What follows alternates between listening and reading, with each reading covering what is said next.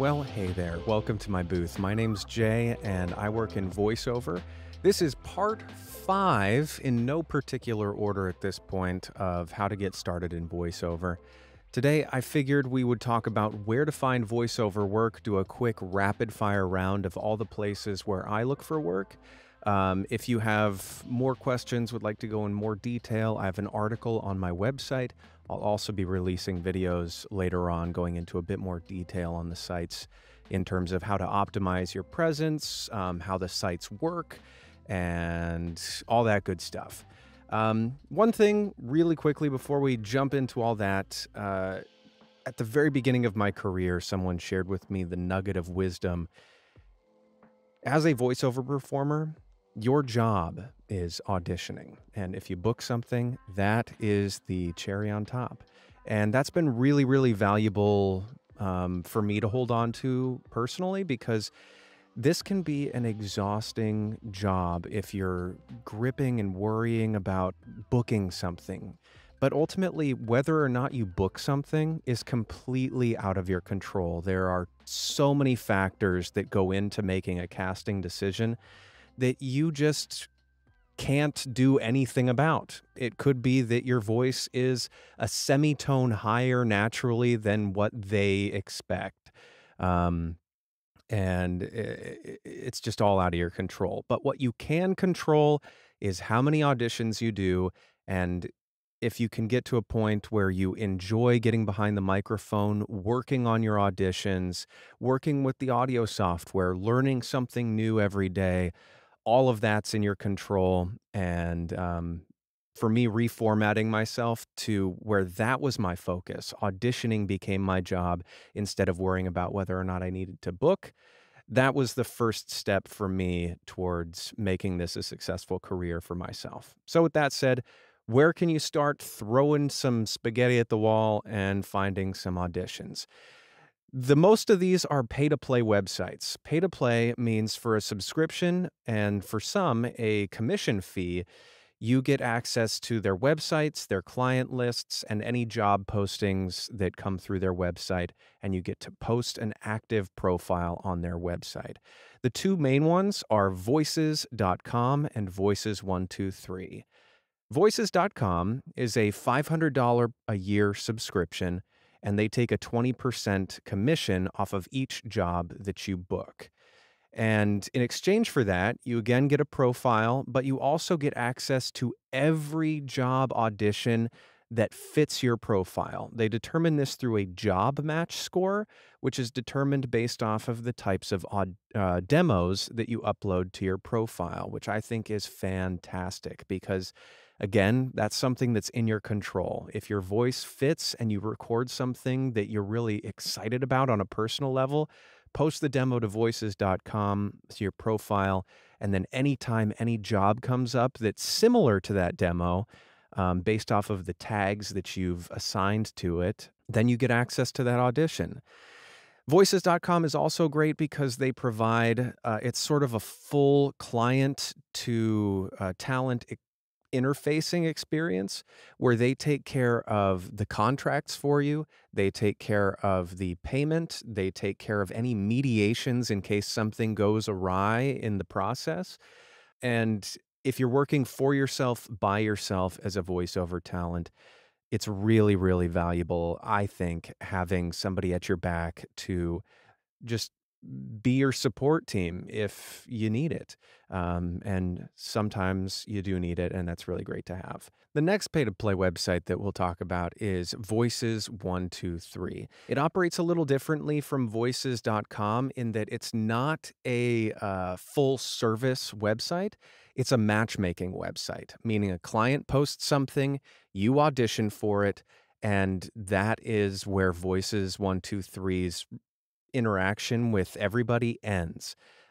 It's up to you, the voice talent, to handle the contract negotiations, payment details, file delivery, everything that goes into the job, which isn't to be intimidating because that's also a great opportunity. It means that each of those touch points with the client, meaning every time you discuss or talk about something with the client, it's an opportunity for you to show how great you are, which can result in a lot of return work with that client. Voices 123 operates on a tiered subscription basis, meaning there are really affordable subscriptions and then they scale up. And essentially, the more you pay, the more access to auditions you have, and the less competition you've got with other voiceover actors. The way it kind of works is any jobs that those top payers don't take or book trickle down to the next tier, and so on and so forth until you reach the bottom subscription tiers. Beyond that, your visibility is determined by client responses to your work. If they've liked your proposal, which means they shortlisted you or clicked like on whatever files you sent. What this translates to is that early on in your work on this website, you kind of have to wade through the mud a little bit in order to get more visibility, particularly if you're at a lower subscription tier, which if you've been more established for a while, that can be a little bit annoying, to say the least, to have to do jobs that aren't very exciting for you for not a lot of money in order to build your presence. Uh, but I know a lot of people that use Voices 123 to great effect, where they build a lot of their relationships and even prefer it over Voices.com, particularly because Voices 123 doesn't charge that 20% commission per job. Again, you don't get any protections that Voices 123 offers or that Voices.com offers, but for some, that's worth the 20%. The next really great pay-to-play website that I use and love is Bidalgo.com. This is a European-based website founded in Germany. They are very, very focused on quality and great relationships between the clients and the voiceover talent. The response volume on this website, meaning the number of people responding to auditions, tends to be really, really high. So on this website, it tends to be really valuable to get your foot in the door really quickly on auditions, submitting within the first 15 to 20 if you can. But the quality of work on this website is really, really great. The clients are wonderful. And Bidalgo also vets their talent so that not just anybody can join. You've got to have at least some expertise in the field, which is a credit to you when and if you get on the website. The format of Bidalgo.com, there are subscriptions based on either a monthly, 6-month, or annual.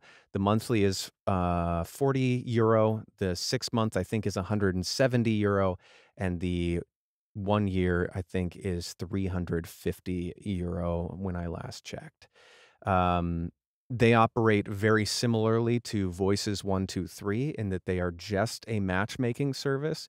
They do offer you a little bit of support, but they can't offer you any sort of contract protections, which is why it's important on both Voices 123 and Bidalgo to make sure that you're making your clients sign a contract for you before you do any work for them. But Bidalgo.com, highly recommend. The next couple pay-to-play websites are great for starting off and building your profile. The first is Upwork.com. It's a subscription, monthly subscription. They also take a 20% cut. I used it at the beginning of my career, and I think I've made a little over $10,000 on that website over the course of my first year or so, which is nothing to turn your nose up at. And I got a lot of great returning clients through there. However, the payment scale is fairly heavily below what market standards are. All that to say is that if you are a more established voiceover performer, Upwork.com does not pay standard rates, generally speaking. The clients posting there tend to be less experienced, and they are just paying under what would be expected from a working professional. With that said, it's a wonderful place to build your profile, sort of iron out the kinks of your workflow, understand how you're working as a voiceover professional. And I used it to get my feet under me in this job a lot, and I think it's a great place to look into to start off. Fiverr.com is the other sort of low tier pay to play website. Um, you just post a profile, they take a 20% cut of every job you book. On Fiverr.com, you really are expected to work for really low prices. With that said, I have friends who make six figures on that site doing voiceover. So it's nothing to turn your nose up at. Give it a shot. Again, it's a great place to build your portfolio, I think. However, if you are more established, as I was, I never really gave Fiverr a shot because I was not willing to work for low prices, low rates in order to establish my presence on the profile. However, if you're just starting out and learning things and you just want to try stuff, it's a great place to just do work, learn your workflow, and build a profile without a whole lot of pressure on you. If a client's paying you $500, you may feel pressured to really deliver, whereas Fiverr, the expectations are generally less intense.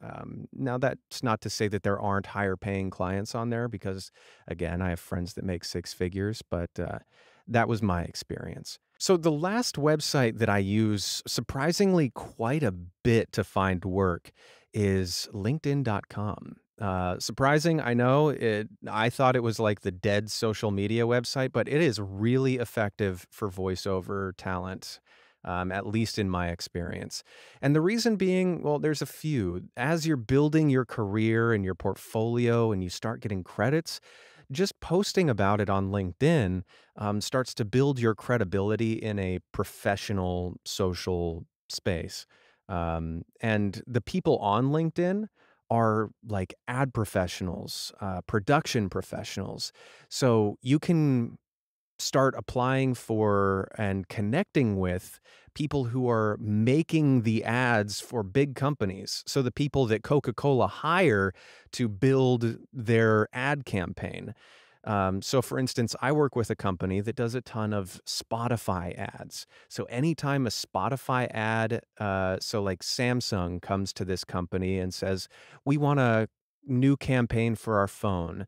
They just send it to me and I don't have to audition. They know my voice fits. They don't have to do the legwork to find a voice talent for this ad.